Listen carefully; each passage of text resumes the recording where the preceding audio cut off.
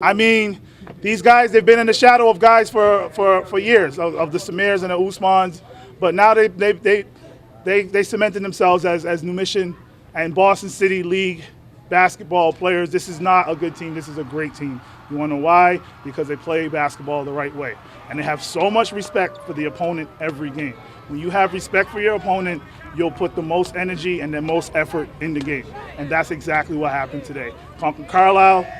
They had a phenomenal plan. They prepared just like we prepared. And we respected them enough to come in here and try our best to beat them because they took our best. It's not us playing bad. They just were a good team. You don't make the state championship for nothing. So, I'm torn right now. Although it's phenomenal, this is easily, it doesn't get any better than winning the state championship because I could go home now and talk to myself and somebody will listen because I'll have like 3 rings to talk to. So it's good to be here, but I love New Mission, and New Mission is somewhere. New Mission is not even on this planet.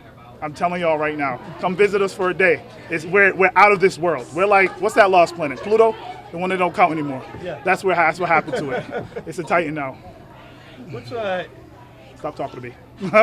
You guys, in past years, there's been a mountain to hype, and you had early exits. And when you last won the state title, you guys were hyped, probably the best backcourt in the state. You also have a player 6'4". This year. Legitimately 6'4". Yeah. I lied. It was like 6'3". So was this the more trying of your state championship years? It took skill from me. Yeah. It took skill from me. It took skill from Mitch Herku, my assistant. It took skill from Brian Thurgill. It took skill to get this. And not that they didn't before, but the talent we had you could sort of figure it out by the third quarter. This was all preparation. This was all commitment. This was all dedication. This was all life. They just put their life into our program.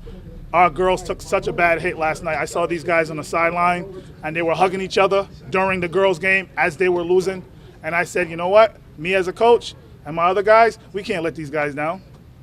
How do you have so much character and you lose a game? It just wasn't supposed to happen. The basketball gods wasn't going to let that happen. These guys put too much work in. Our practices are brutal. How key was that defensive effort in the first half? Holding a team like that to 17 points was pretty good for us. I thought we could have done better, but I'll take it. My guy over there, Blaine Taylor, I know Blaine very well. I know Jameer well. They came and they came to play, and unfortunately for them, we got the W today. But at the same time, we're always going to compete. And I want people to know when we come to the gym, we're going to compete no matter what. Yeah, what do you think was the big difference at the end of it all? Depth. Putting this guy in, putting guys in. We could bring guys in who have lightning speed, who know the system, who know what to do, who know when to switch off of, who know their weaknesses. And when you know who you are in basketball, the game will complement you accordingly. I don't know the last time you guys played with both Asante and Bam on the bench. Mm-hmm. Unique conflict for you there? No, we're deep. We just, when they went to the bench, we sped the game up. When they're in the game, not that they're slow, when they're in the game, we're comfortable going half-court man. But in order for us to speed the game up, that's how we manufacture points.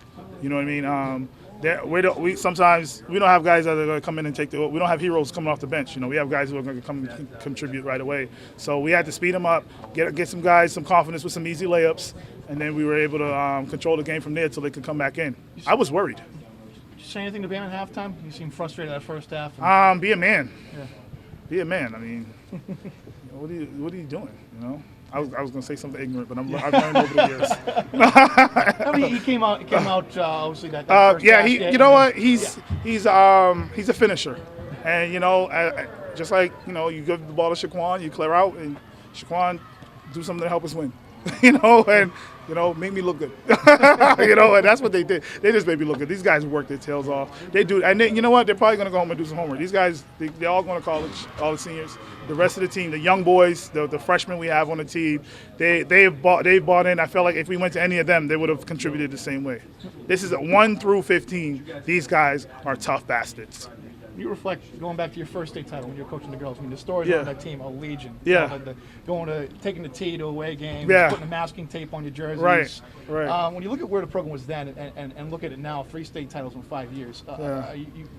What is your reaction? I don't really have one because I know deep down, you guys are probably going to laugh at me, but I'm like trying to think about what we're going to do for next year. You know, I'm like, damn, how are we going to beat Denver's? You know, how are we going to, Milton's going to be in the mix, you know? So that was the first thing I thought of, like, geez, I may never get here again, you know? So, but as far as where we've come, oh my God. You know, I just remember being cold on that 22 bus in a T, and I took 4 buses in 3 hours after a game, just taking the bus with kids, with young girls, to their houses to make sure they got home because their parents trusted us to have a game, to go to a game, and then get my assistant home the whole night, just taking buses, and then I was so cold, I couldn't feel my toe for like 4 days, and so it was like, and now we're just like. We're a program, we were a team trying to build something back then. I got into coaching by accident, so it's just sort of like, you know what, let me do a little something, and then it just manifested itself into being this new mission Titan thing. The definition of a Titan is something powerful, and I feel like when we walk in the gym, we have a powerful presence. Even though we have a bunch of Napoleons running around, we have these little guys with like pop collars and stuff like that because they feel like they can beat anybody on any given day. And you know what? I take them. I lose by 50 with these guys, and I win by 1, and I beat somebody by 50 because no matter what, my reaction doesn't change and my feelings don't change for these players. It's definitely not about me. I'm probably the dumbest guy in the group. Seriously. I just try to look the part with my old shoes.